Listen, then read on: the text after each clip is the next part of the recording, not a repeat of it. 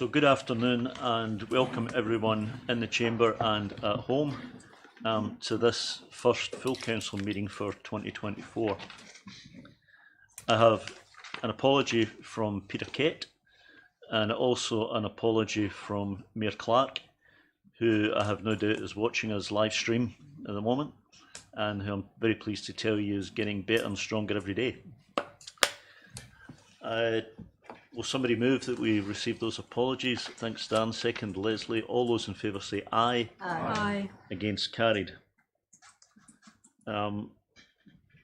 We have, does anyone have any declarations of interest they wish to make with respect to matters on the agenda? No, okay, thank you. In that case, we'll move to public forum and we have Bob Simpson with us. So please come up, Bob. As always, we look forward to hearing from you. So I know that you know the system, Bob, but I'll just say it again for others.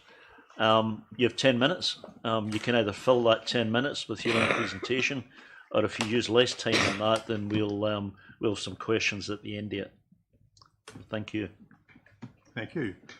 Acting Mayor Tom, councillors, council staff, members of the media, members of our community, both here and on live stream. This is my submission to the Invercargill Council's draft long-term plan.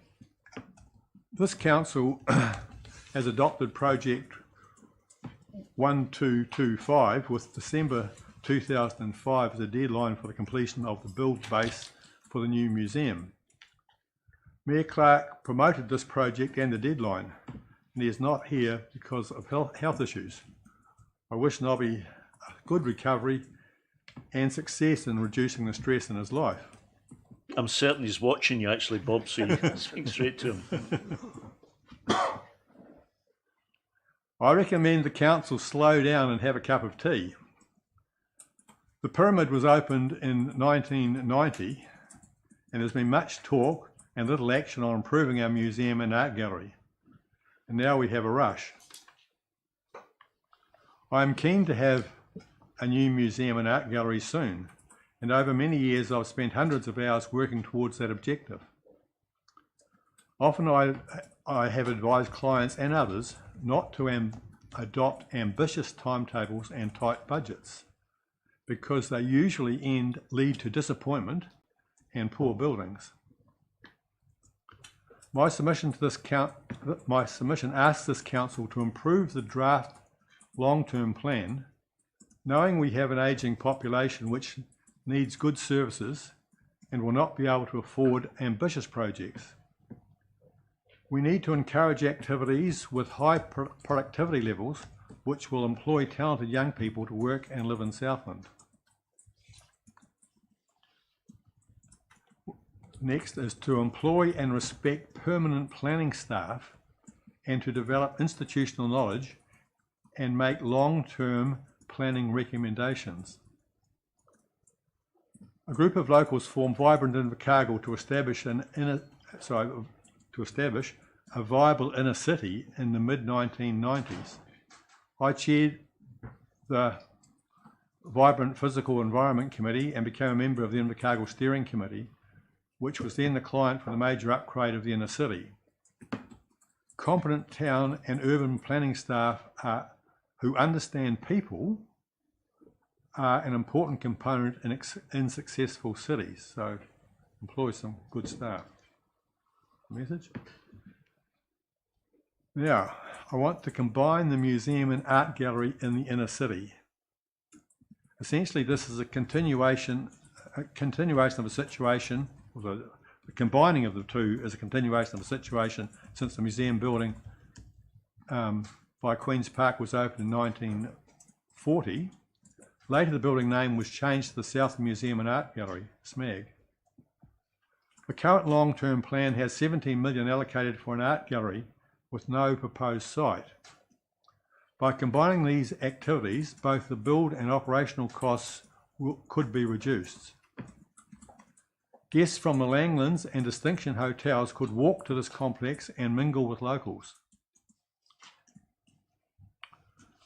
I'd like to create the council to create a good civic square in Invercargill's inner city. A civic square is a place where we can celebrate occasions, enjoy speakers and entertainment, offer condolences, and gather to support causes or to protest about issues. Wagner Place was developed in the 1990s and S Street West as a community gathering area. However, it was never a good public venue because of the prevailing weather there and because it was adjacent to State Highway 6, which limited the size of crowds, and because the vehicles travelling on the road created noise and pollution.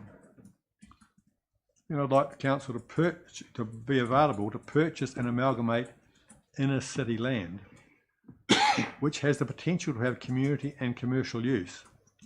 There will be ongoing needs for buildings and activities. The council is the only long-term player which can amalgamate land. We need sites for a local authorities building with meeting rooms which can be shared by different organisations, and we need to have convenient parking. And my next part is to purchase the H&J Smith site and maybe some additional adjacent sites. In June 2023, H&J Smiths announced their store would be closed in November 2023, and the property is for sale. This large site could be used for a variety of uses.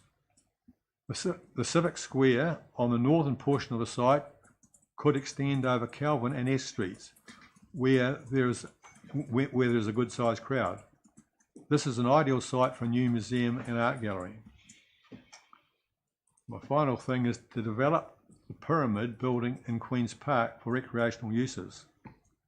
This could include a cafe which opens onto Queen's Park, could provide changing and sharing facilities for people who want to do some active recreation like tennis, running, disc golf, and it could provide spaces for artists and musicians and an observatory up the top, and meeting rooms on the first floor with views to Queen's Park. For this proposed recreational building use, the earthquake-prone rules are less stringent because the building occupant numbers would be less. I look forward to your questions. So, questions for Bob? I'm going to hand out some paper. Yes, Rangi. Copy of that before. If someone would like to. Thank you. Thank you, Chair. Look, Bob, Would someone hand?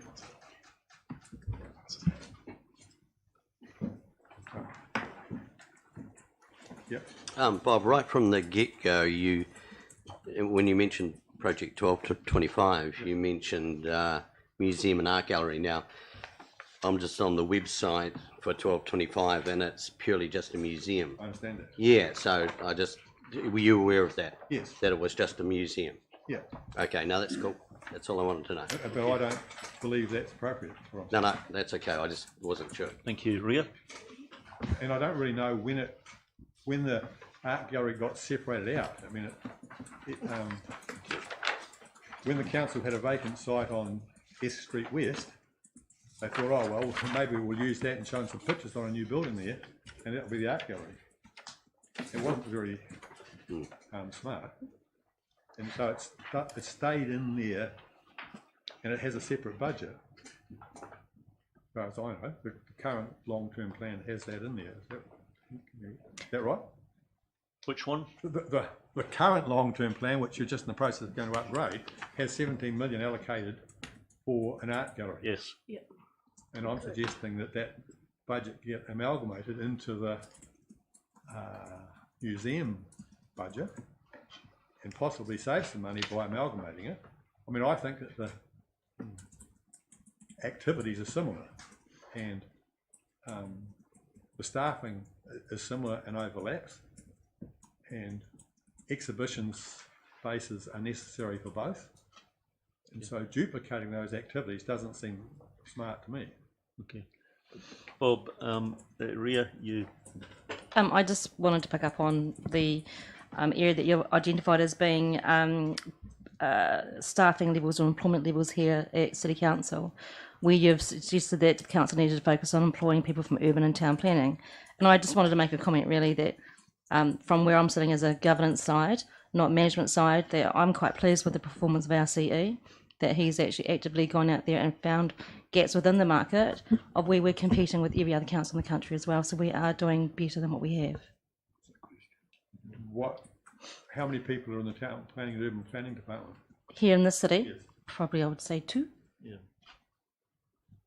So look, I don't want it to be cut as a question, Ria. Yeah. Okay. So Grant, you've got a question. Yeah, thanks, Tom and Bob. Thanks for your presentation.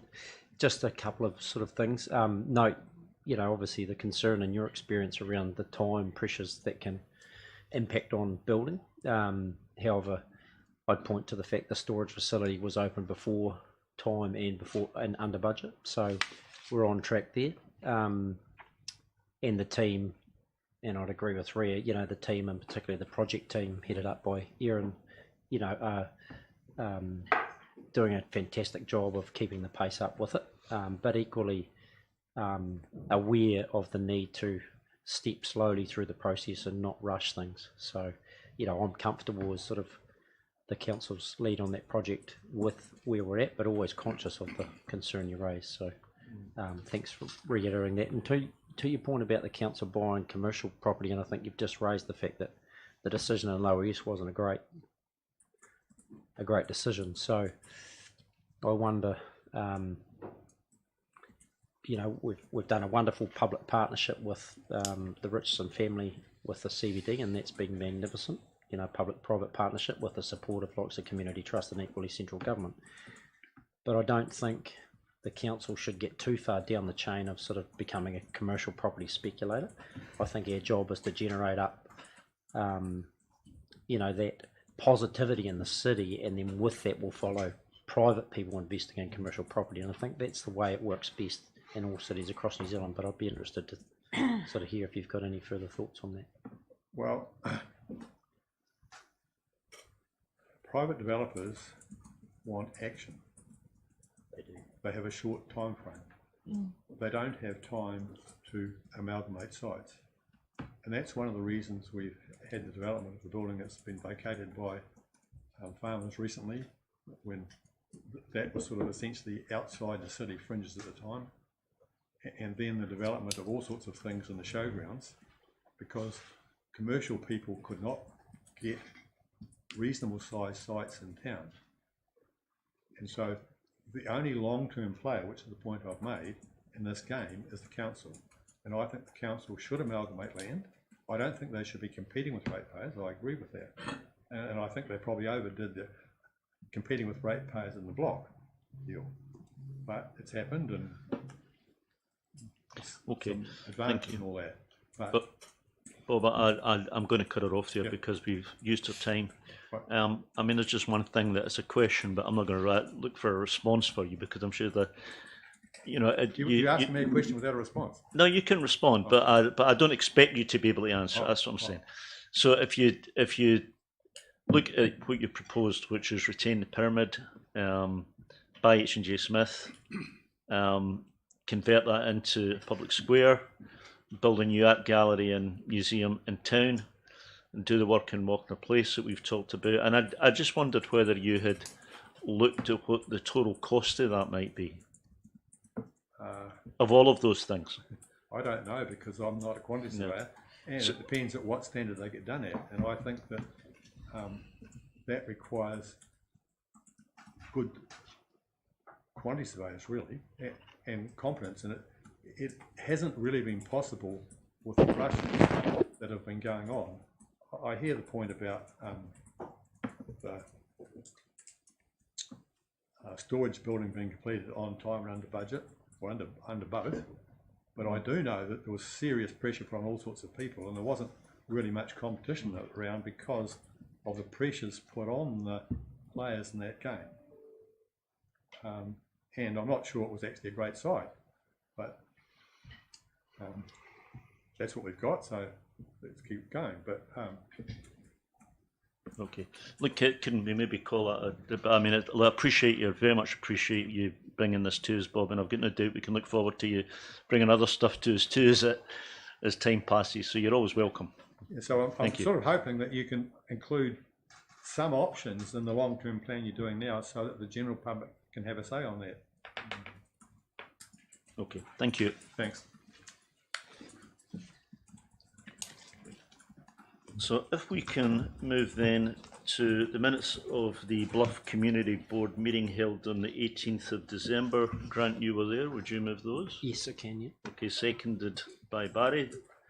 All those in favour say aye. Aye. Against carried. We have the minutes of the Finance and Projects Committee meeting held on the 19th of December. Again, Grant, you chaired that. Would you Yes. move those? Yes, I move those. Thank you. And seconded by Councillor Soper. All those in favour say aye. Aye. Now there is a recommendation which we can take separately from that, which I must admit the wording is a little bit opaque.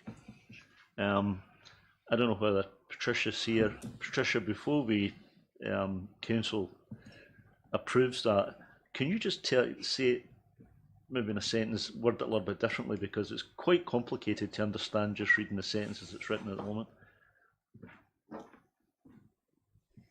Can you just go back to which resolution that was, sorry? It's on page 3 of 6 on at number 5. The recommendation. So Q1 performance update begins with number 5 to approve the forecast changes outlined in the schedule of forecast changes. As I say, it's a little bit opaquely worded. Can you maybe just describe what that was, so that, I mean, it's opaquely worded if you're only looking at that paragraph. That's because inside the paper there was actually a list of changes that we made to the forecast for that quarter. So that was to pass it up to council to approve those changes to the forecast. So you've got that visibility of what those changes were. Okay. Okay. So, Grant, you want to move that one too? Yes. Yeah. Okay. Need a second. Seconded by Ria. All those in favour say aye. Aye. Against carried. Okay, the meetings of the minutes of the meeting of council held on 18th of December. Sorry, was it 18th of December? Minutes? Okay. 18th of December. Will somebody move that we receive those? I'll move it. Thank you, Trish, and seconded Leslie. All those in favour say aye. Aye. Can Against, I just carried. ask a question on that? Certainly. Just with on page 29 of board books under point 3, 10 or 15 on that report 3 around the KPIs around water, is that an increase in standards, or is that a consistency of current standards? Do we know? Is there somebody here who can respond to that?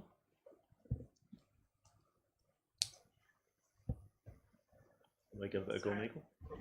Yeah, sorry, Aaron. So on page 10 or 15 of the report under 3A, the water, it talks about the water quality performance measures around bacteria, etc. And I'm just wondering, just trying to get a sense on, is that a increase in water quality standards or maintaining the existing water quality standards? Maintaining the existing. Right, okay. Thank you. Okay. We've already had a mover and a seconder. All those in favour say aye. Aye. Against, carried. So then we have the meeting of the minutes of the Community Wellbeing Committee held on the 23rd of January. Move those. You moved that, Leslie? Seconded by Barry. All those in favour say aye. Aye. Separately take the recommendation to council coming from that, which is to adopt the draft general policies reserve management plan as the approved plan. That was considered the 2 wellbeing committees actually, the one in December and again in the one in January, so it was very well discussed, a fairly large document.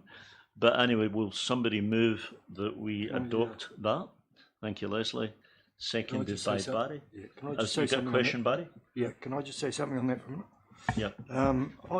I asked a question about camper vans on Argyle Park, and I was down there on Saturday talking to the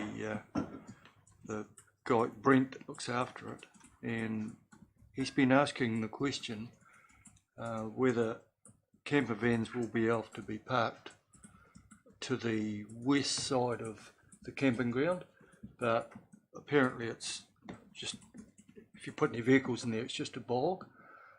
So is there any plans to drain that section so that could be opened up for? Rex, you want to respond to that? No plans as I'm aware of at this stage, but something I can talk to the team about. Because there's a very big lack of parking for camper vans anywhere in Bluff at the moment. Thank you. Barry, do you still want to second that? Yep. Okay, so are there any other questions regarding that? Any other discussion? All those in favour say aye. Aye. Against? Carried. Thank you. That takes us to the adoption of the 2024 and 2020 to 2025 fees and charges for consultation. Who's going to speak to that? Rihanna. Okay.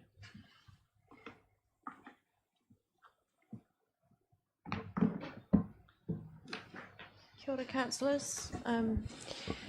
So this report brings the draft fees and charges schedule to you ahead of the long-term plan consultation. So we're just bringing it up now in January so that we've got this sorted well ahead of consultation, but just for the community's awareness, we will be doing that during March. The fees and charges schedule is required to be updated every year, and the cover report provides you an overview of all the changes. I'll just remind you that we're still on the same continuous process each year to refine and improve the way that we are collecting fees and charges to ensure that as far as possible we're aligning that with the revenue and financing policy. You'll recall at the time of the last annual plan that we still have some way to go to bring the fees and charges revenue up in line to where it should be in relation to rates revenue. So it's important that we're charging the appropriate fees and charges to make sure that the ratepayer isn't funding a level of support for particular activities that's out of line with the revenue and finance policy. I'll just draw your attention to a couple of things in the report. The building and planning areas have done quite a bit of work this time around to really look at all the activities that they are doing for people approaching them for service, and so they have a number of new fees that they are proposing, particularly the territorial authority notice for both residential and commercial customers, and also having reviewed services and the cost of providing services which are changing in line with market conditions. It's necessary to pass on some costs which council has been absorbing to this point as those have gone up. And then there are a number of other proposed changes in that area, including the the code of compliance review and sign off. The second area that I'll just draw your attention to is water fees. So you'll recall at the time of the last annual plan that council made an increase to the water fees to bring them closer up in towards alignment of recovery of costs, but not getting all the way, recognising that the impact that would have on large customers. And now we are proposing meeting the rest of that cost now. We're all aware through all of the work that's gone into the Three Waters review just how much costs are going up in that area, and it's important we recover appropriate costs, and that also applies to the area of sewerage. Finally, the report just outlines the process that we will go through for fees and charges consultation. Obviously that happens alongside the long-term plan. We will send out letters to identified parties where there is a potential that they may be impacted by increased fees and charges, which will support that. There are a number of minor corrections that I just need to make to the fees and charges schedule under the area of aquatic services. There's just a couple of typos in a couple of those services ranges on the discounts that are being provided. So just to note, if you're the eagle-eyed amongst you might have spotted that there was one that should have had a percentage mark on it and doesn't. It's been transcribed as $1, and another range that's been incorrectly transcribed. So there will just be fixing any minor errors like that over the next month. But other than that, happy to take any questions. So I think how we might approach this, could we have questions for Rhiannon of a general nature initially? Then what I'd like to go to is to Appendix 1, the schedule, and we'll go page by page through that. So if there are particular questions about particular fees, you might raise it as we reach that point in the schedule. But are there any general questions to Rhiannon? Yeah, Grant. Yeah, just with respect to the water charge, so that the $1.80, is that full cost recovery? Correct. It is, so we're at full cost. Yeah. Thank you. Barry? Is there any more information we can gather from the Coopers Creek leases? Is that been resolved, or is it still ongoing? So, are you asking a question I'm just about asking the question. Are you asking a question Has about there the been any license charge? Have we got any clarification on it? You mean the license fee? Yeah. Which is what's covered in here. Yeah. Lease fees. Why don't we deal with that as we get to that page, Barry, if Okay, you don't alright. mind? Okay. You can maybe raise it as we get to that page in the schedule. Yep. Is there any other general questions for Rhiannon? Yes. Evelyn. I'm a little bit slow today, but I am struggling with housing care. The rental cost for bedroom units increased by 6.6% to reflect the new units built on Stewart Street. That does not, I hope, mean that all the units are going up by 6.6 because we've built, just those units will be 6.6% dearer because they're brand new. Or am I misunderstanding? It's just through you, Chair. Sorry, just a change to the range. Absolutely, you're correct, Evelyn. It is only those new units, but the whole range has had to be adjusted to reflect that change. It's a slightly opaque way of wording, if I might say, but thank you for the answer. I did read it actually that way, Evelyn. So I think if you did, that's how I read it. Was what Rhiannon has just said. Trish. I have a question about the same thing.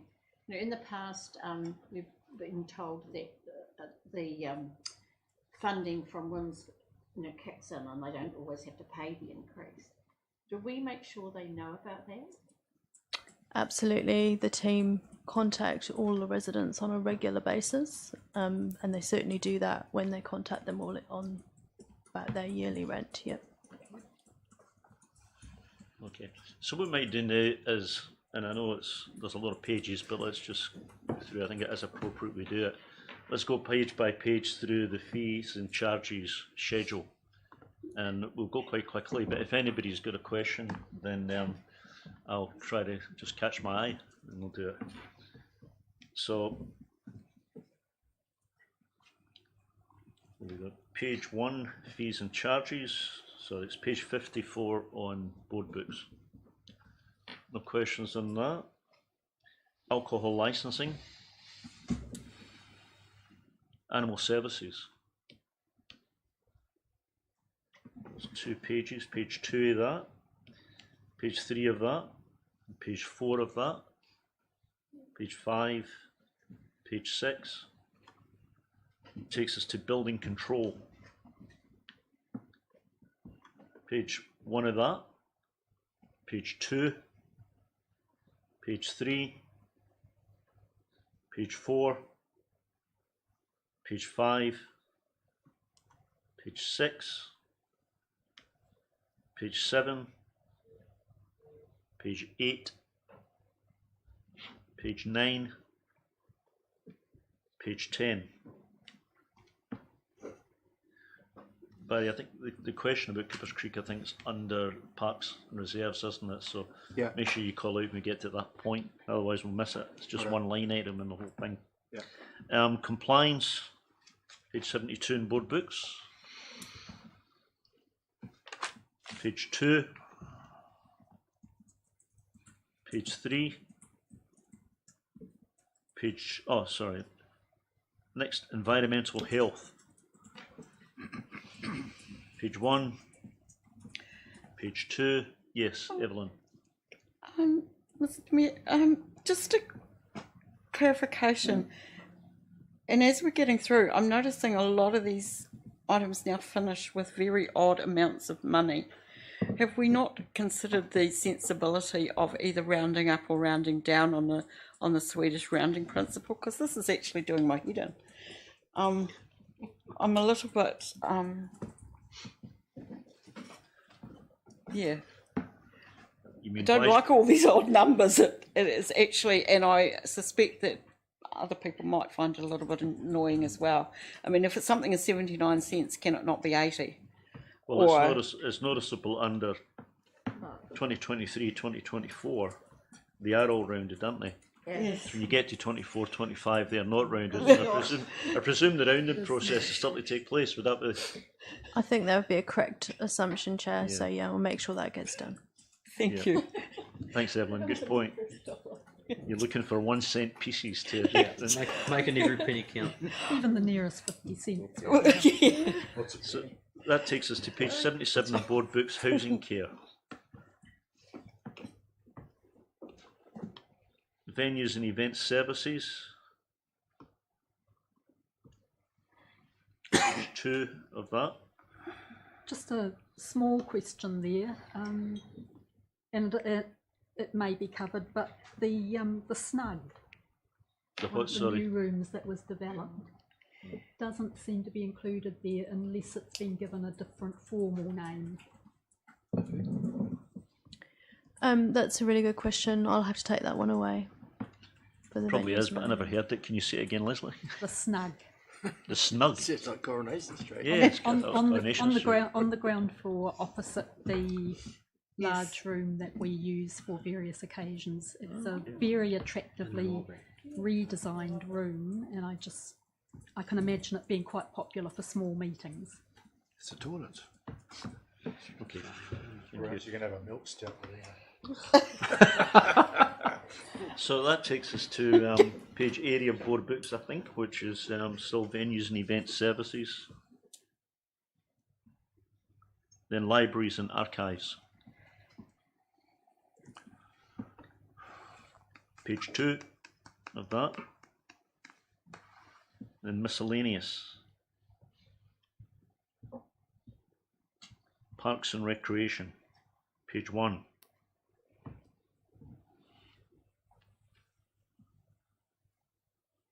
Page 2. Page 3. Page 4.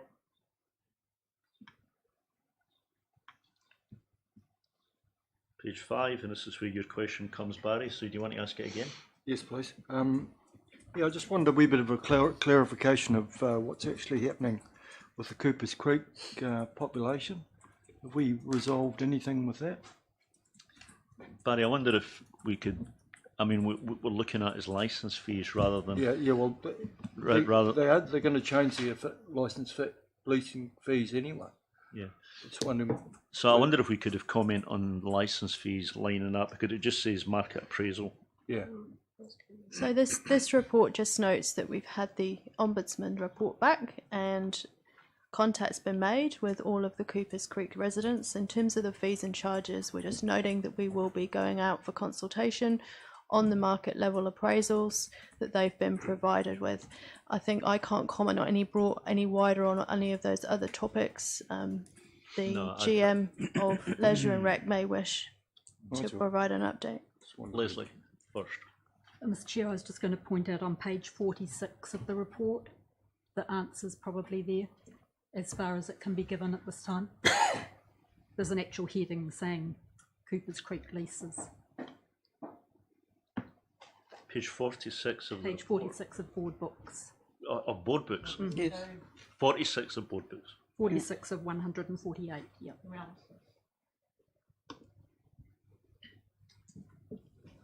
That's the one So I'm a bit confused. So page 46, that's your question. at the moment I've got, talks about pipes. They talk about.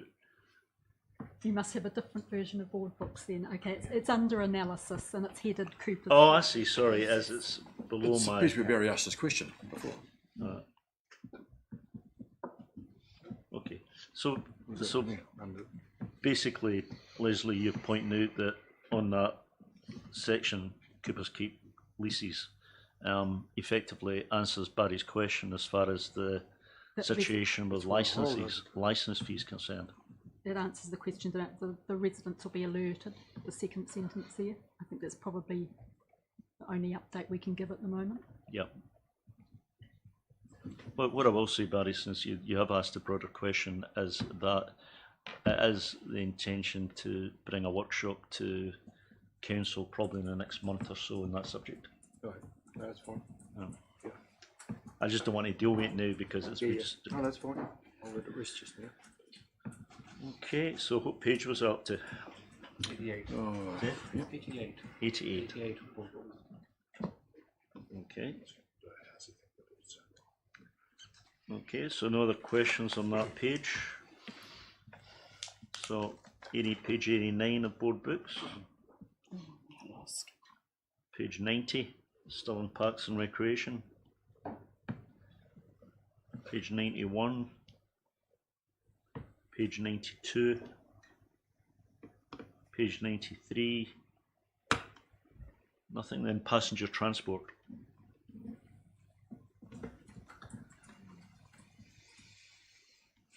Nothing in that page, so pools. Second page of pools. Public toilets.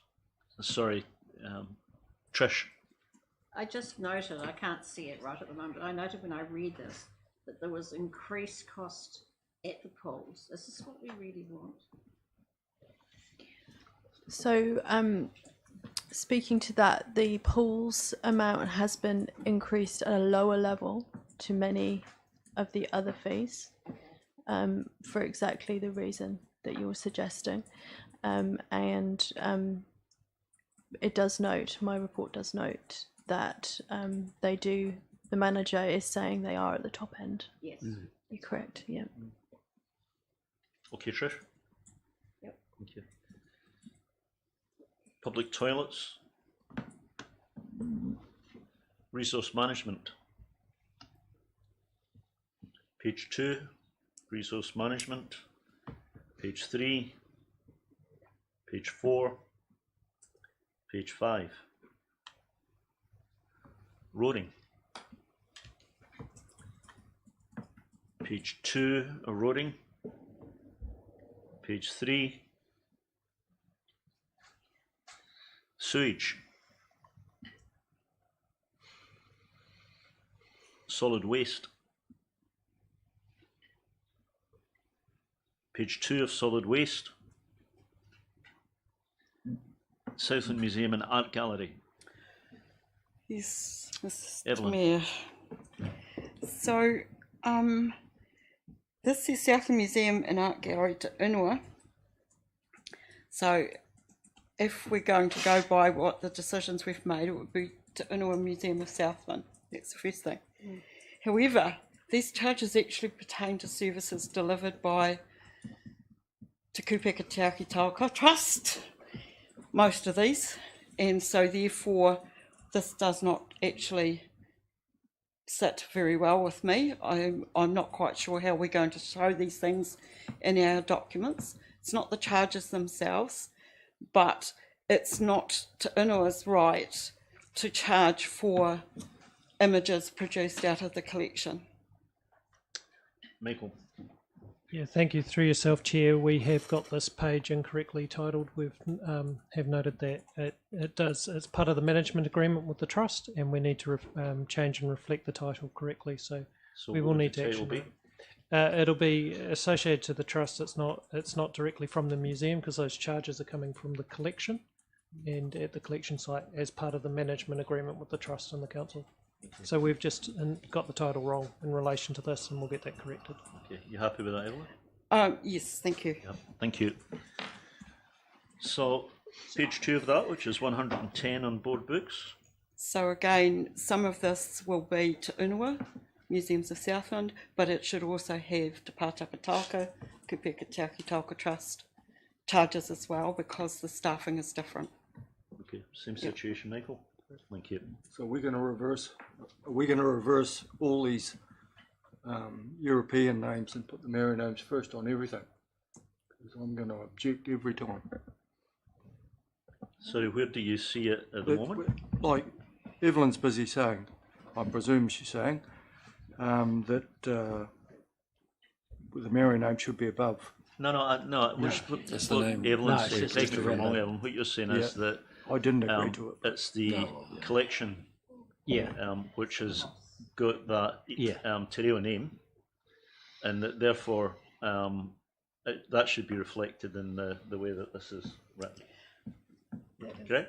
Well, also, Samir, we no longer call it South Museum and Art Gallery. It is Te Unua Museum of Southland. So if we're going to even head this, that's what it should be, which has the duality of the names.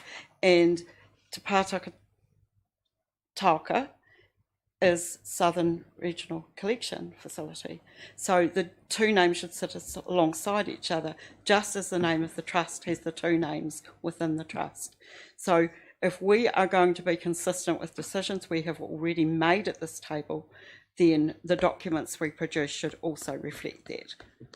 It's just about consistency. Michael, you were going to add something, weren't you? Just through yourself, Chair. We will need page 2 of this to have 2, and we'll have to correct, and it's actually the English side we'll have to correct in relation to that page. Yes. But yes, we will need to bring page 1 and 2 will need to be reflective of the actual collections and the trust. It's not through the Te Unua or museum that should be reflected, because they're not the charges. Only the staffing charges are reflective of the museum. So we'll get that. We will get that correct. Can I just Evelyn, just for clarity in my mind, so you're raising the point around the name versus or you're raising a wider point around who receives the income? There will be potential about who receives the income from the sales of images or digitised materials that are in the collection, because actually it belongs to the collection. And I would imagine that what we will be talking about when we talk about this in the future is how the use of the monies goes to enhance and maintain and care for the collection, so as not to be a further expense to the public. It's part of the user pays process, but the people who look after the collection are now the collection trust, and therefore monies generated by the collection will go back to that side. So can I ask you, I understand. I believe. I understand the point. So is that then a money go round which has got no impact on the overall amount of money received, or does how that decision take place affect how much money is actually being received by council? Through yourself, Chair, there's no change to the way we currently operate. It's, we've just got our headings wrong in relation to this, because we do have a management agreement with the trust. We need to have it, just the titles change in relation to this. There's no change from perspective of the arrangements. So let's leave it at that then, but thanks everyone for raising that. So that takes us then to page 111 of board books, which is water supply. It's a dangerous page. Sorry, Grant? 111's a dangerous page, isn't it? It could be. 111. It could be. 666 is much worse. Isn't it? No, I know what he's doing. It's cricket. Yeah, that's right. Okay, now let's yeah. Don't Sorry? get dismissed. Oh, so I'm 112. 112. I have a query for 112. Single. So on for the water connection charges, looking at the last year to the next year's costs increase or removals. So my question is, like, I'm noting that there's a $10 increase on registration, installation of backflow preventers and annual inspection. Is it a quantitative amount, or is it of actual cost, or is it just an increase to do an increase? So the process that we follow for adjusting the fees and charges looks at a range of corporate-wide factors like inflation. And then I think, what we've already picked up is that we still need to do some rounding in some areas. So there will be some rounding within that. Managers then have also reviewed actual cost information. Looking at that one, I expect that is an inflation adjustment. Right, okay. Okay, thank you. Okay, we'll go down to 113, which is blank, and so is 114 and 5. We've come to the end of the I'd like document. to comment on the blankness. So, The upside down. One's upside down. if there are no... Oh, sorry, Grant. Yeah, so just for the purposes, probably for public, in terms of framing how we've arrived at the pricing decision, we've taken a mix of inflation adjustment or direct cost, or in the case of, and I think to use the answer for Trish's question, where we see that just increasing it by inflation is going to be over costing it, not sure that's the right terminology, i.e. the swimming pool, we've taken a more pragmatic approach around where the market can absorb an additional increase in cost. So we've taken, the point I'm trying to make is we've taken a sort of pragmatic approach to how we've priced it. We just haven't gone out and said we're going to put everything up by an inflation adjustment. We've taken a service approach, an inflation approach, or a cost approach. Is that fair? Yeah, so essentially we follow the revenue and finance policy, which has a table within it which says how each activity should be funded. So each activity is different. So for example, some activities like planning and resource consent, the regulatory area, are very heavily weighted towards user fees. Others are almost entirely rates funded, like funding the democratic process, for example. Pools is one where there is a market element within the revenue and finance policy. So you're absolutely correct, it's a balance of different approaches. And when we communicate out to the public, we always have a frequently asked questions section that does explain the approach taken. The revenue and finance policy is available, and then we communicate in a similar way to the way we have in the cover report, but a little less formal language, what changes have been made and why. Rhiannon, I had a question that maybe probably goes to grants too. On page 1 of your report, you say that these charges represent about 25%, well, about a quarter of the total revenue received by council. And then in page 8, it says as a consequence of all those changes, it will be 22% of all revenue for 2024-2025, which implies it's actually reduced as a proportion. Am I just reading too much into a quarter versus 22? So, I mean, I guess what I'm really asking is, how does fees and charges as a percentage of total revenue this year compare with what we're planning to do next year? So the figures within this document, certainly that first one is a higher level estimate. So don't read that 3% as a drop back. To give you the exact amount will actually require the final full budget before in June when all those adjustments. But the finance team have put an estimate in the paper, and I'm sorry, I've just navigated away by accident from the actual paper, so let me just go back to it. They have put in the financial implications section of the paper an estimate on what the impact will be. Let me just get to it.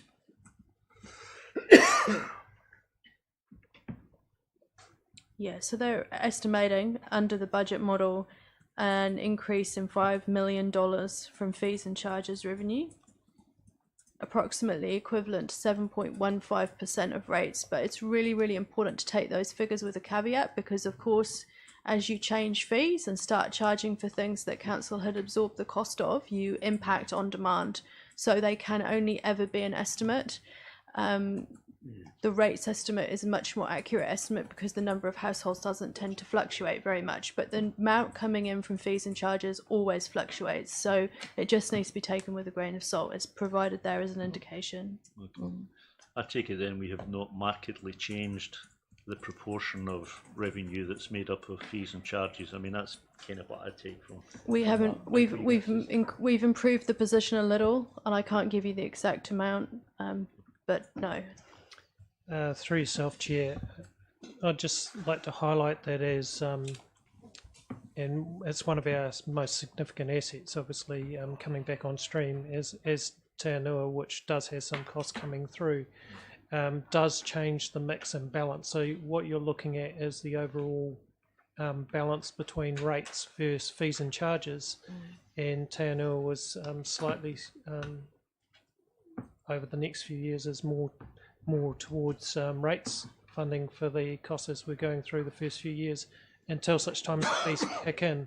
So you're seeing a portion of fees versus rates shift over the first couple of years. That there'll be a slight change as, of course, the revenue streams start to come on in the year 3, and it has a percentage impact in relation to your budgets because of the size of that asset and the service that provides. So you're starting to see that come through in the first 2 to 3 years. You'll see quite a significant swing around in that fees versus rates component. Patricia, did you have an additional point? The other comment I was going to add is it's actually the difference between our proposed rates increases and inflation. A lot of our fees and charges have gone up by inflation rather than the rates increase. So we're proposing a rates increase of just over 9% versus inflation for that first year, which I can never remember the first year's one, which is about 4 or 3 point something. So that difference will actually go towards, there's a bigger increase in rates than there will be in fees and charges. Yeah, that was how I read it the first time. Thank you. Ria, you had a question? No, you actually got clarification for me. Thank you. Thanks, Alan. I was just going to say, yeah, with the increased fees and charges, is there any thought to it, like with the increased costs, that there might be improved services in some areas? Is that something that could be, when you go for consultation, that could be sort of made public, like improved services? Like you're talking about a drop off in potential services with potential increased costs. I mean, if you if there's a service improvements, well, then you might not have the drop off, and in fact, it might go the other way. Is that a part of this discussion, or? So absolutely, the level of service is a part of the whole LTP discussion, both as of the core consultation document in terms of rates and in terms of fees and charges. I think just to clarify what I was saying before about demand, where council has absorbed the cost and basically it's been funded via rates, the user hasn't paid at all. And so often when there is no charge at point of use, there's high demand. But once there is a charge at point of use, for example, in those new building consent costs, people tend to reduce the demand for something that is that initial information stage of the process. Does that better clarify what I was pointing to? No, it sort of answers the question, but it doesn't sort of really answer my question, really. No, you're giving me the reason why, but there's nothing with regard to improved services. I think, Alan, I mean, how I would take this is we're being asked to approve these to go to consultation. We're not being asked to approve them. We're asked to approve them so that they then go for consultation. And I think when the LTP goes for consultation, as well as asking, there's 3 specific questions we're asking, but there's also a general question. So let's suppose people felt that they don't like the Momo, for example, right? Then there's the opportunity to make that comment in the general comment section. You know, we don't ask about every single charge, if you know what I mean. But there's opportunities to. But if there's some things that we are getting better at, or we're going to do better, or we think we're going to do better, would that would be surely something that would put in there, which might mitigate any sort of drop off and perhaps. Why comment, Rhiannon? Because of absolutely. I'm with you now, Councillor. So I think we're talking about 2 connected but slightly different things. So level of service in terms of the long-term plan has a specific meaning in terms of we are going to raise what's provided to the community a significant amount. I think you're also just referring to general good customer service and providing a really good experience for people, and obviously that's always a focus, but I think it's important to be aware that, as we've talked about all the way through the preparation of the long-term plan, just to stay still, just to maintain, interest rates, inflation costs are raising the cost of standing still, essentially, and that is reflected in many of these fees and charges changes.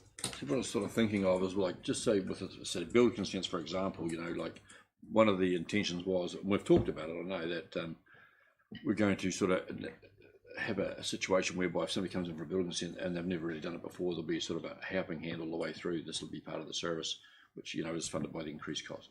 You know, that's the sort of thing I'm thinking of. That's something that's always It's part of softly another been discussion there, almost. but also was us competing against the market. So it's a bit of a mix.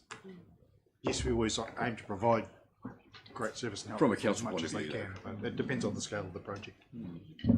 Yeah, I think, I mean, I know it's not quite the point that you're making, Alan, but I do think one of the things that as we do go out for consultation in LTP, that, and I think the documents probably do this already, that we don't give the impression that we're only asking about the three things that we're overtly asking about, because we've got the much broader question where we're asking people for, you know, comments, how can we improve things, or, you know, what do you like or don't like about the long-term plan in a general way. And I think emphasising that is important because we want to get that feedback. And, you know, that's a point, Alan, if somebody comes up with that, then okay, you know, you're getting that feedback.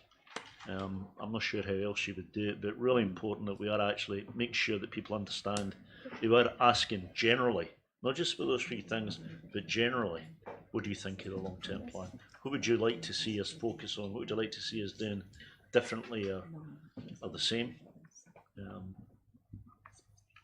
Okay, we'll move on. So we're asked to receive the report, adoption of 24-25 fees and charges for consultation, and we're asking to adopt those fees and charges, that fees and charges schedule for consultation.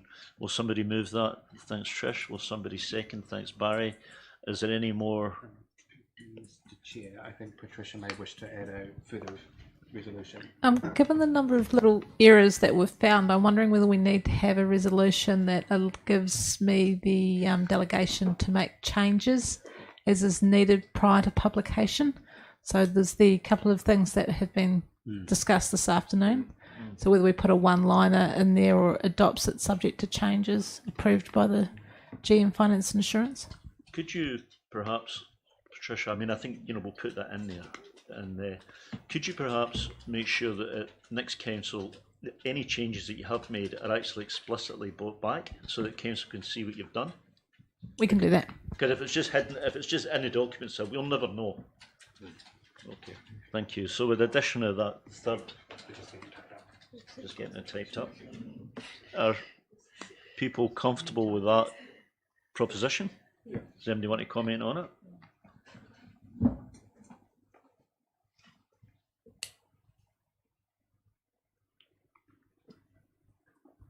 Okay, so will somebody, have we already moved and seconded? Yeah. Just have to confirm that Very they're seconded. comfortable.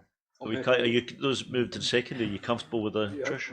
I wonder whether we should put as discussed at the end of that. Well, there might be stuff that's picked up that wasn't discussed. Oh.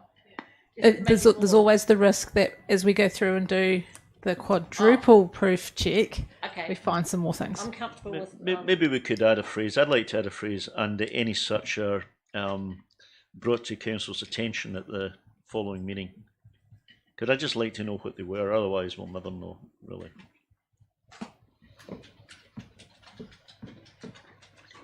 So, Trish, I think you Yes, were the I'm original happy to. mover. Are you happy to say you moved? And Barry seconded. Barry's happy.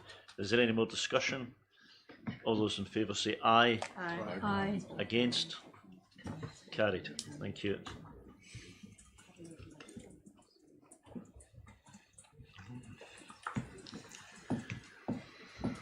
So that takes us to tab 9, the proposed regional climate change strategy for Merihuku Southlands endorsement for consultation. And you're up again, Rhiannon. Thank you, Chair. So, councillors, I've kept this report very brief on the basis that you have received in-depth and really detailed information on climate change through a number of workshops, but also through the council papers to the August and October council meetings, which provided a lot of in-depth information for your consideration around the issues of climate change, how they will or are forecast at this point based on the information that we have, affect both council and the district community. You'll recall that we have been working with Environment South in Te Marama and the other territorial local authorities to produce this document.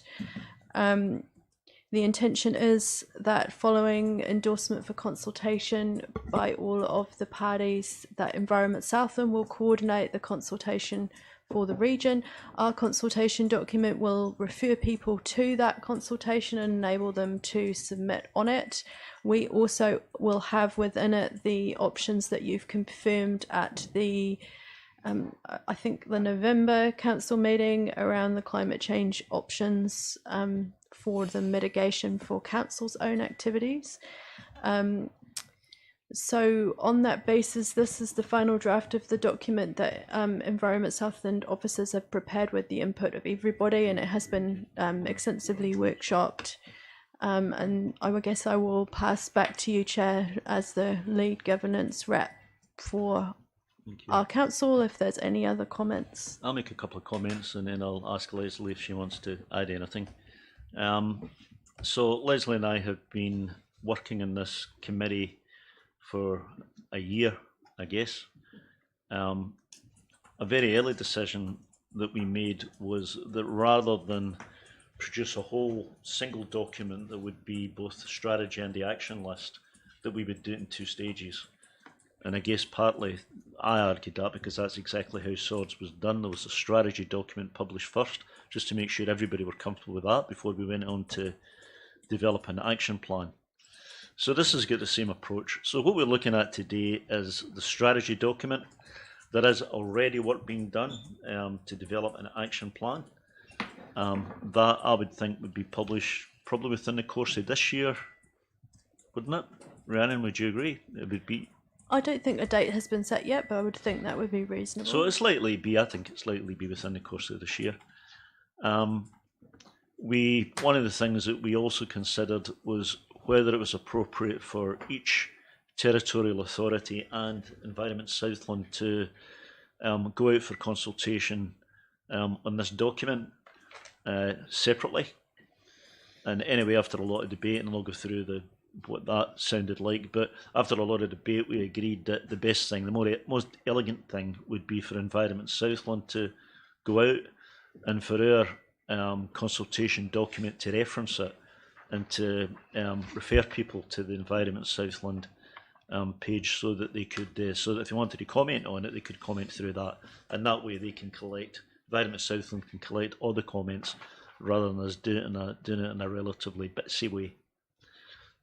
So Leslie, is there anything you want to add to that? Thank you, Tom. Probably just to say, I'm really pleased we're at this point after a fairly intensive year of working on this.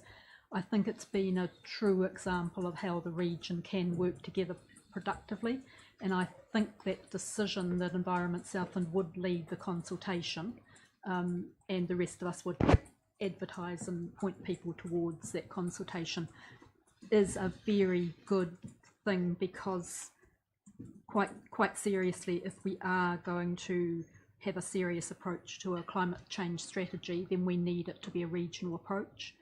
We're all around the table.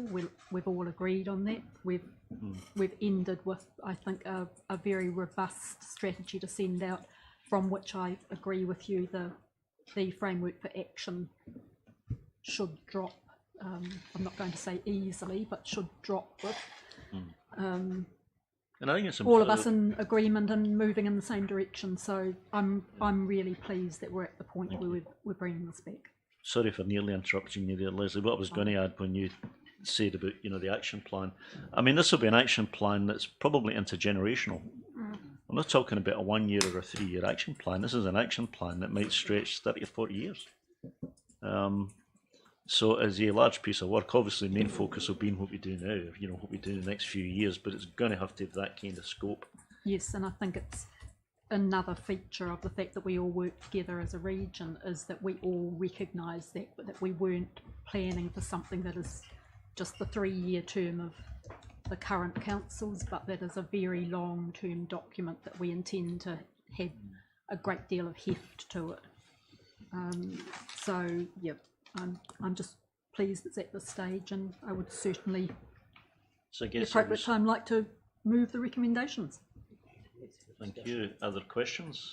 Before we, yes, Evelyn, I'll take you. Just to Rhiannon, is this still on a desktop somewhere, like desktop publishing, rather than? I only ask this question because if it's been printed, you've got a quite severe spelling error, because Rod Carr's name is spelt incorrectly. He's acquired 2 Ds. Environment Southland will definitely not have sent this to print yet, so I will let them know. I'm the person who sees those things, sorry. So any other questions? Yes, Grant. Yeah, I don't think it's a question, it's more a couple of comments.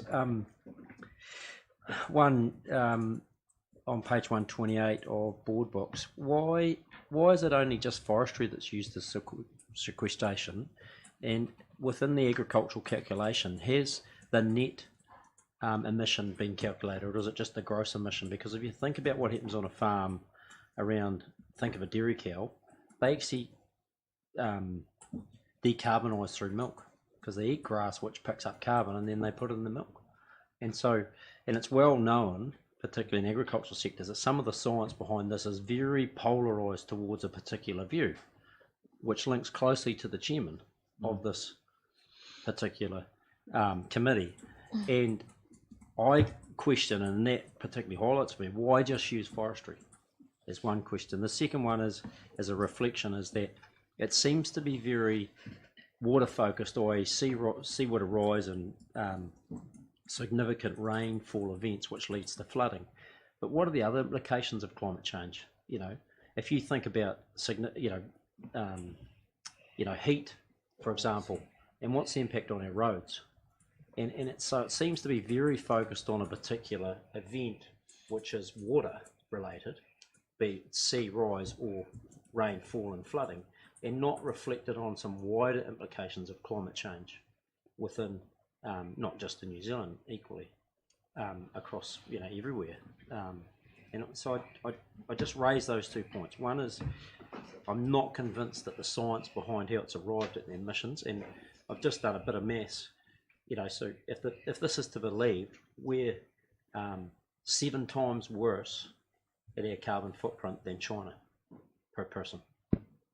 Now that's pretty hard to believe when you think about almost all of our energy is generated, electrical energy is generated through hydrogen, and that's a big input into our economy. So you've got to start to question some of the sort of summations through this report, and it just worries me. We get down a drain pipe and we head down a particular regulatory environment when we're not continuing to sense check. And as any good scientist will tell you, a theory is only good if it can be disproved. Yeah, and I think a lot of the science behind this can be disproved quite easily. And I'm not a climate skeptic. No question the climate is changing. I'm just concerned about there's a thing viewed, and particularly around agriculture, and the science just clearly doesn't reflect in that graph, because if you took in the net impact of agriculture in terms of carbon, you would have a much lower number. Because if you think what happens on a farm to grass station, yet there's no credit given to that within this report for that. I think though, Grant, what I'm going to say is that the methodology by which emissions are calculated and reported is an international standard which we have to comply with in the way that we report, and there's a huge amount of debate around the sort of things that you're talking about. But in terms of how we are as a country and how we're held as a region accountable for our emissions, it's going to be, the calculation is going to be done in accordance with the international rules, and that's how you end up. So you end up with I think our total emissions for Southland is, I think, 10% of the countries, if I remember correctly, Rhiannon, and it's the numbers included in here. I think it's about 10% of the country's emissions, and we have 2% of the population. Yeah. But the reason for that is because we've got a huge number of cows. Right, so I mean, there's a simple enough explanation. It doesn't change the reality, though. But if you use the maths and you don't follow the argument that I've presented, then we look like we're really bad. But if you take out the netting of the carbon through milk as an example, because a cow eats grass, turns it into meat and milk. Yes, some other stuff as well, which we're aware of, but it does turn it into meat and milk, which is a carbon sink in effect, right? No different to a tree, but it's an animal doing it. Yeah, I don't think we've got any control of the international rules, but I know what you're saying. Look, I think what we'll find is that the work of this group very quickly becomes more about adaptation and about mitigation. I think we will have to be part of the mitigation work. But if you look at who's accountable for what in the country, I think as far as adaptation is concerned, there is no doubt that we will be accountable for, let's say, defending the city. So if you ask the question, if sea levels rise and if river levels rise and if we've got more storms and so forth, who's accountable for protecting Invercargill? And I got to say that I think the answer is very clearly us. Yeah. Nobody's going to come and do it for us. No, that's right. So I think the focus of this work is going to be much less about mitigation, however important that is, and debatable that is. It's going to be less about that than it is about adaptation, because there isn't any argument, I don't think, about that. No. Nobody's going to save us except us. Sorry, you had a question, Evelyn, didn't you? Oh, more a comment, Smith. I think that if we look at, say, the timeline where it does talk about flooding and flood events since 2017, but it also talks about regional drought and water shortages and regional dry spells. One of the things we've been also talking about as council is what happens in cases of water shortages, and one of the changes we're all going to have to make is how we use and conserve water, because it's not just always going to be freely available out of our tap if we carry on the way we're doing. So, but I take Councillor Dermody's point about the importance as we're looking, once this document is adopted by the councils and it goes out for consultation, and we start looking at the action points, is looking at the things that you've documented. So we have damages to the bridges with water, but we have damages to roads through heat, and those no doubt will be conversations that councils will have to have, and we will have to actually address in our planning processes going forward. So I thank you for drawing that to my attention, because I hadn't actually thought about the damage to a road of heat, but it's real. But it's just as real as the damage to roads and bridges by extreme weather events, extreme rain events. So it's more about our preparedness and our budgeting and our infrastructure decisions that we make. And we already are making those decisions. And we are making those decisions. So, pipes have been put in with larger diameter and those sorts of things. I don't know whether we're making any change to the way we're thinking about roading. I mean, I suppose our temperature will increase by 2 or 3 degrees maybe, which is take us up to the temperature of Canterbury. So we shouldn't imagine it as, tropical Queensland or anything. We're not going up to that. But unfortunately, I've got Rangy. Oh, sorry. Sorry, Rangy. Look, my comment is around accuracy of this document as well. Page 9 of the strategy document, which is page 125 on board books. It's under the pages heading which says key components of the strategy and mitigation. And in the mitigation paragraph, it makes the comment, examples of reducing emissions by sources include the reduction of waste going to landfill. So that's the bit I want to comment on. And so for waste to emit a greenhouse gas, it needs to be organic. This paper does not say that. It uses a very broad statement saying reduction of waste to landfill.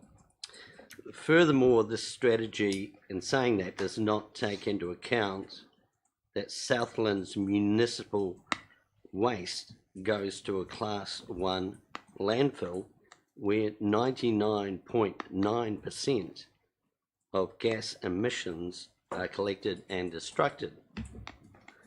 In fact, the landfill and its associated limeworks could be considered carbon neutral, as the collected gases replace coal as the fuel in the drying kilns.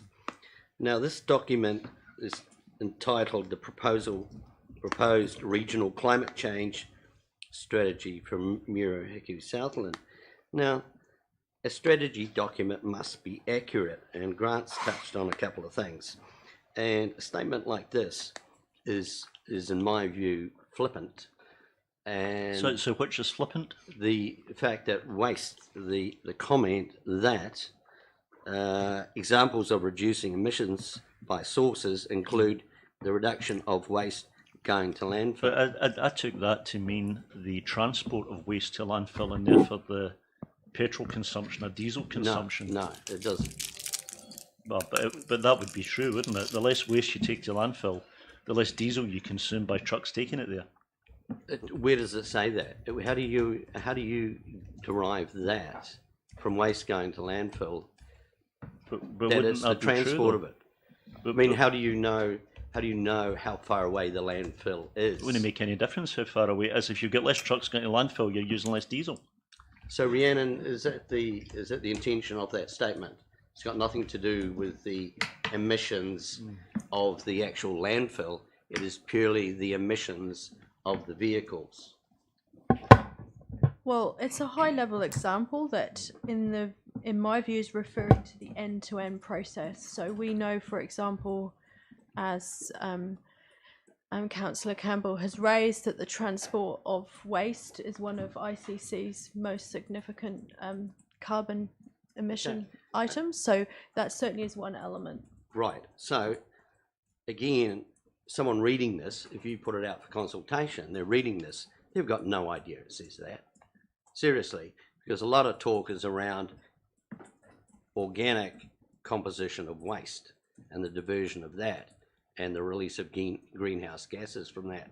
Now, surely, if you want to make this quite clear, you would say that electric vehicles need to be used for a waste pickup. I mean, it's a simple statement. But I think you're going down a rabbit hole. That would be the action plan then, might include that Why those vehicles become electric. Look, I can't, I'm dumbfounded that statement means the pickup by the collection of waste. Unbelievable.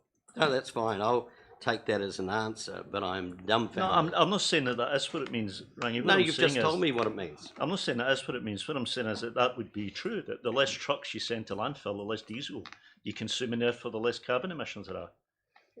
And that's what it says, the effect of reducing emissions by reducing waste going to landfill.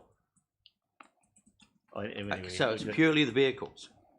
It doesn't actually say that, but it's true, isn't it?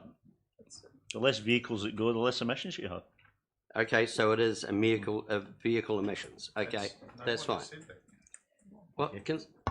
Sorry, I don't think, I mean... I don't want to argue it, but I'd just like some clarity. I'd just like to, if I may, point out that this is a regional document and our AB Lime landfill is not the only landfill that we have in the region. So like when that statement is true for many of our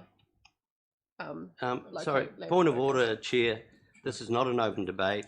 I was speaking, the Chair was speaking to me. Fair enough. Sorry. Alex is actually next in the list, but you finished first. Okay, so I would interpret that as the vehicle thing, as you have stated. That's fine. Yeah. Okay, thank you.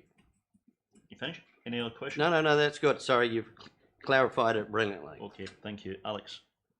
Well, thank you. I've said my piece that, you know, like... Say it again, I never caught it. Yeah, well, just, yeah, I guess that it's not the only landfill or the only dumping or transfer station that we have in Invercargill, so any transportation of landfill or recyclables or anything from that end-to-end process, I believe is encapsulated in that statement. So any reduction, whether or not it's being transferred from the Bluff transfer station to AB Lime, that's part of the process as well. I think it encapsulates the whole process, and I'm happy with it. Yeah, I've got Leslie then, Grant. Thanks very much, Mr. Chair. I just wanted to comment that I think trying to focus on one global example, which was given as an illustration of what is mitigation, it's human actions to reduce emissions. I think on trying to nitpick on one global example and then trying to jump into the extra steps which would be in the action plan that might apply to one of our own specific landfills is just a not very helpful rabbit hole to go down. That the examples used there are obviously examples that are general for what is mitigation, and in the other column there are examples of what does adaptation mean, and there are some examples given there. The point of this whole document was not to get into the detailed action plan items. This was the overarching principles and strategy document. It's the place of the framework for action might go into a great deal more depth on waste to landfill, etc. But yeah, it just seems to me that that's an unnecessary rabbit hole to go down at this point. Well, unless it points you in the wrong direction. So Rang is correct to point that out. If it points you in the wrong direction, you wouldn't want to put it into the action plan. But that's how I took it, Rang. I might be wrong, but I'll, I mean, Leslie and I continue to be involved in that group, and I'll certainly put that back. Grant, did you have another question? Yeah, well, just is there an opportunity as part of the strategy for looking at where the investment opportunities may be? We have a pretty good system out the road with how we turn the waste into electricity to and then spin that off into the lime drying. But what other opportunities, and is there a fund that could sit us alongside this strategy that if there's a unicorn that pops out of it, we could be world leading, and then we turn this into an equal piece of adaptation plus opportunity. And I think that's a really important piece, not just to look as though, well, we've got to do all these things and there could be a lot of cost associated with it. Where is the opportunity for us as a region to be world leading around how we adapt to climate change? And some sort of fund that can pick up and take ideas forward, the conception, working with SIT or universities, Otago or Canterbury. I think we've got to be a little bit sort of different in our approach to see if we can push ourselves forward. Well, the critical thing, and it shouldn't be me answering the question, it's really Grant, but I guess I've been so involved in this in the last year. I mean, the critical thing when you talk about mitigation is that you do those things which give you the biggest bang for your buck. Yeah. Because you can go chasing rainbows and say, let's suppose you say, I'm going to change every vehicle to electric. You can find that the last vehicle you change saves a tiny amount of carbon dioxide, but costs you an absolute fortune at the time. So you don't do that. You got to do the things that give you the best bang for your buck. So a critical part of the action plan, I think, is going to be how do we determine what is the order that we do things in, and that's why we've got the fund that we've proposed in the long-term plan, so that when people say, well, I want to do this, and be Michael's people, and you get three general managers saying, well, we've got proposals. The one that you do, the one that gets the money, is the one that gives you the biggest saving for the lowest number of dollars. And that's why we structure it that way. What do we call it again, Brenna? Well, we're calling it an internal contestable fund, but we haven't used those words in the consultation document. Right. So it's a classic contestable fund, like you get in any R&D situation where there's an amount of money that's available. You only want to spend the amount of money where you get the biggest bang for your buck. It's not first come, first served. It's proposals that come forward that save more tons of carbon at less cost than other ones do. So that's why we set it up as a contestable fund rather than just an amount of money in the budget to spend. I mean, you're absolutely dead right. You can waste a huge amount of money to save a little bit of carbon in these situations if you don't get it right. But could you have a fund sitting beside that fund, funds for funds, so that if a really big ticket item comes along, they get them contestable fund, they make that change, but then out of that comes a commercial opportunity. There's a fund that can sit alongside, and it could be from community trust, ILT, or private enterprise that then picks that idea and runs across and sells the IP or whatever, and we turn it into not only the benefit of less carbon, but actually the opportunity for economic development. No, I think that's a challenge for us. I mean, I don't think it'd be in the strategy, that would be fair, but I mean, you're dead right. You'd want to be able to do that, right, Rhiannon?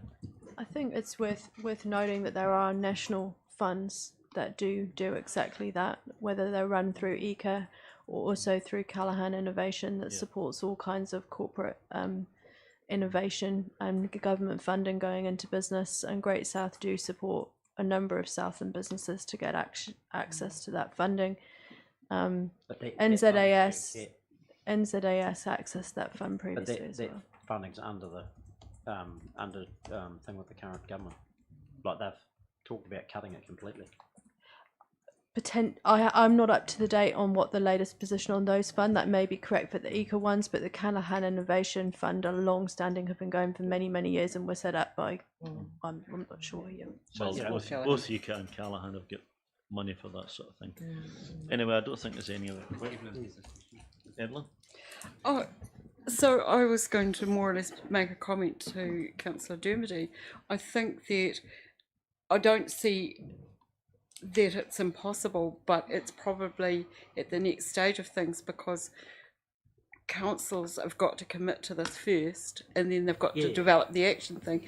During that action planning, I think would be a really good place for actually looking at our community and saying who is prepared to put some money in there on a regular basis to look at how we can make mitigations and changes, you know, along the reduce, reuse, recycle thing, even just what goes to a landfill, how much of it is necessary, but it's also how we can save water or how we can lessen the impact of storm events. If people come up with really good things, why can't they go to a fund? If we're really passionate about it, perhaps we should be putting money where our mouth is, but I don't think we're at that stage yet. No. Well, the plastic post would be a classic, right? Yeah. The plastic fence post. Yeah. But you're right, it's more how the action plan's designed, and I mean, it's easier to get to this point than it is to end up with an action plan. I would certainly I know agree that, with Grant, but begin with the end of March. This sets a high level direction. So we're asked to receive the report and endorse. Oh, sorry, rang again. Yeah, look, I've really got to state this, because that information came from guided by the emissions reduction plan. I've just gone online and looked at the emissions reduction plan, which is a national document online, and it refers to solely about the reduction of organic waste. And in its plan, it does not mention one thing about transportation vehicles. So if you'd like to track down in your spare time that plan and go to waste, then it specifies about organic waste and the diversion of it. So, Rangi, if that is the key point that will make you decide one way or the other whether to vote for or against this, then obviously you'll take that into account. I don't think it's a big enough issue, frankly, to derail the discussion.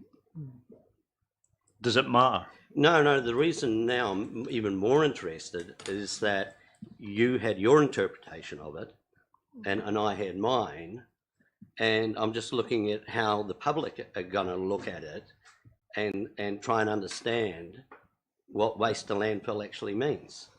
And I mean, I guess my history with WasteNet and infrastructure has, you know, this is a passion of mine. So I guess that's why I'm seeing it in more detail and then seeing it wanting more accuracy. So I can't, with hand on heart, endorse this document. So that's just the way it is. Obviously, that's a matter for you. Yeah. Point of order, Mr. Chair. Yes. Can we perhaps move to the vote? So, are you moving? I'm moving both of those. Will somebody second it? Thanks, Trish. Is there any other discussion? All those in favour say aye. Aye. Against? Against. 2 against. Okay, do you want to record your vote? And you too, Ryan, you want to record your vote? Okay, thank you. But the motion is carried. Thank you. So it takes us to, what does it take us? Standing orders. Okay, so it takes us to tab 10, standing orders delegation to mayor leave of absence. So Michael, you're going to speak to this? Yes, thank you, Mr. Chair. It was just one very short observation. This is a delegation that is enabled under standing orders to the Office of the Mayor. It's important just for everyone to remember that the Office of the Mayor always exists. It's filled either by the elected Mayor or an acting Mayor. So if the Mayor is not able to carry out his functions, then under the Local Government Act, the Deputy Mayor automatically becomes the acting Mayor. Outside of that, I've tried to provide some guidance for the Mayor when he's making these decisions, and we have also got a 2-level leave of absence system in there. The full leave of absence, which is when you're not at council, and the second is a reduction in duties, so that you've got time to deal with an issue, but you still otherwise want to engage in some of council. And so with that, I'm very happy to answer any questions. Questions? Thank you, Ria. It's not quite a question, it's more so a request that this particular item be moved into public excluded. Given a situation that happened in December through an email that was sent to members, I have some grave concerns, and due to privacy and sensitive information, I think that I'd be more comfortable dealing with this in public excluded. If Councillor Bond is moving that way, I would second that, Mr. Mayor, or Mr. Acting Mayor. I also believe that there are very valid reasons under the Local Government Act why we would discuss this particular item in public excluded. I also had some things to bring up that I would be much more comfortable with first discussed for reasons of the interests of persons in public excluded. Okay. Advice? So I would simply note that this isn't about any specific leave of absence request or application. This is simply the delegation understanding orders. It's a very generic, but that being said, if there is a mover and a seconder, then understanding orders, Mr. Chair, you can put that to the vote and it can be moved into public excluded. So we'll put that to the vote. We're going to move in a second that we move this item into public excluded. All those in favour say aye. Aye. Against? Okay. So we move it into public excluded. Thank you. So that takes us to where?